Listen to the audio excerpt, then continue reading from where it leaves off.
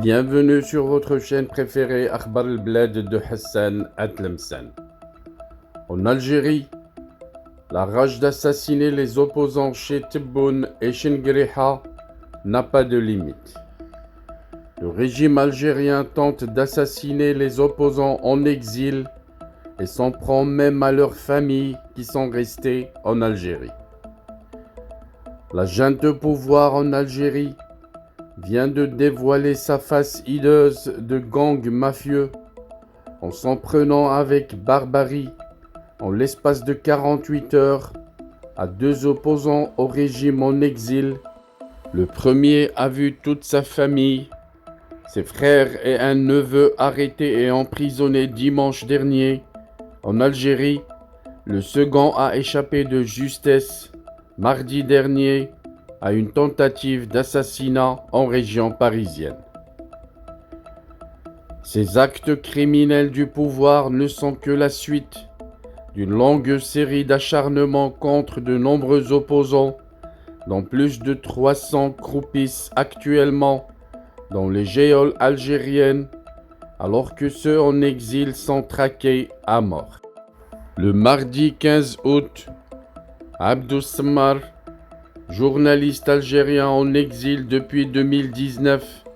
et patron d'un site nommé Algérie Part, a été à un cheveu d'être liquidé en pleine rue, dans une banlieue parisienne, par un homme manifestement mandaté par les services de renseignement algériens,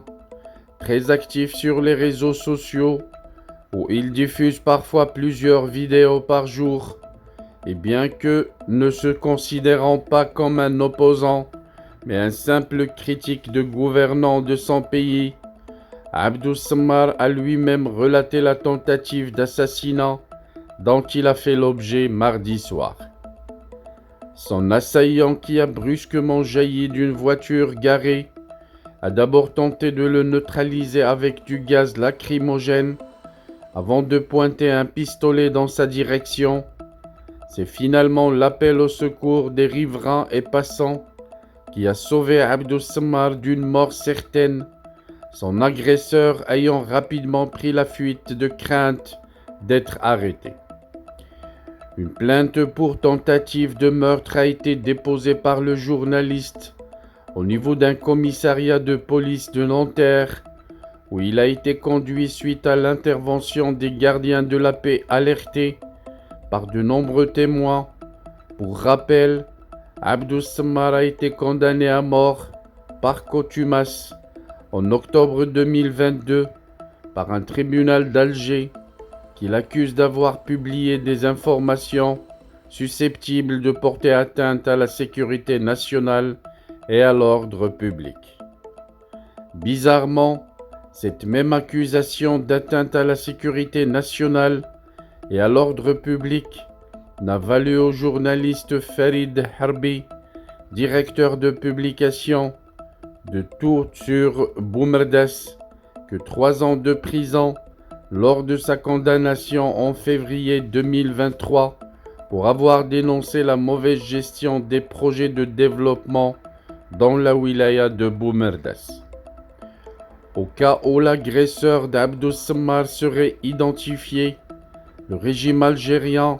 risque de se retrouver dans de très mauvais draps, surtout qu'un acte du même genre avait visé un autre célèbre youtubeur algérien, Amir Boukhros, alias Amir DZ,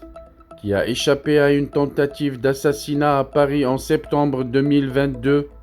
alors que la justice française venait tout juste de refuser son extradition vers l'Algérie. Il aurait été agressé par un diplomate doublé d'un agent du renseignement militaire qui lui a asséné un violent coup sur la tête avant de lui fracturer un bras suite à une rixe. Pour sa part, l'autre journaliste algérien et activiste politique en exil, Anwar Malik, a annoncé que 2 de ses frères ont été arrêtés dimanche dernier à l'aube, à 5 heures du matin, au domicile de son père, aujourd'hui âgé de 90 ans, à Chréa, dans la wilaya de Tbessa, les deux frères avaient déjà été renvoyés du corps de la gendarmerie algérienne, où ils exerçaient chacun depuis plus ou moins de 2 décennies, une décision qui intervenait en guise de représailles contre leurs frères anti-régime. De même, un neveu d'Anwar Malek est lui aussi en prison pour avoir filmé et partagé une vidéo avec l'opposant en exil au Royaume-Uni, l'Arbi Zeytout. Début octobre 2022, Anwar Malek a échappé à une tentative d'enlèvement à l'aéroport d'Istanbul, où il a été retenu pendant plusieurs heures par la police des frontières turques, alors qu'un avion d'Air Algérie, spécialement affrété pour son extradition, attendait sur le tarmac. Par chance, une connaissance l'a croisé dans la zone où il était retenu et a immédiatement lancé une alerte sur les réseaux sociaux, ce qui a obligé les autorités turques à le libérer. Cet acharnement contre les familles des opposants algériens de l'extérieur a également valu à l'Arbi Zeytout, un ancien diplomate leader du mouvement islamiste Rachad, exilé au Royaume-Uni, l'arrestation de son frère Abdelrahman Zeytout. Son procès est actuellement en cours et 10 ans sont requis contre celui qu'on désigne sous le nom de frère du terrorisme l'Arbi Zeytout. Comme quoi, être parent d'un opposant est un crime en Algérie. Même Nordin Boukrouh, ancien ministre du commerce de Bouteflika, aujourd'hui en exil, est très critique contre le régime d'Alger et contre le président Abdelmjid Tebboune, qu'il a qualifié, dans une célèbre chronique, de fou, juste bon à être interné dans un centre psychiatrique, a subi une cabale judiciaire contre sa famille quand la justice algérienne a convoqué en septembre 2022 son fils pour le questionner sur l'origine du capital d'une petite entreprise dont il assure la gérance. Dans cette chasse aux opposants, Lotfi Nezzar, repris de justice comme son géniteur, le général Khalid Nezzar, avec lequel il était en cavale en Espagne pendant plusieurs années, s'est autoproclamé en janvier 2022 chef d'un commando de renseignement algérien qui s'est donné pour mission principale de liquider tous les opposants algériens vivant à l'étranger. Le journaliste Hicham Aboud, en exil en France, est plusieurs fois condamné par la justice algérienne qui exige son extradition pour terrorisme, a échappé en février 2022 à une tentative d'assassinat de la part de ce commando qui lui a tendu un piège en Belgique. Revers de la médaille, dans le cadre de la guerre qui sourd au sommet de l'État algérien entre le clan présidentiel et celui des généraux, c'est Saïd Ben Sdira, le porte-parole des généraux protagonistes de la décennie noire,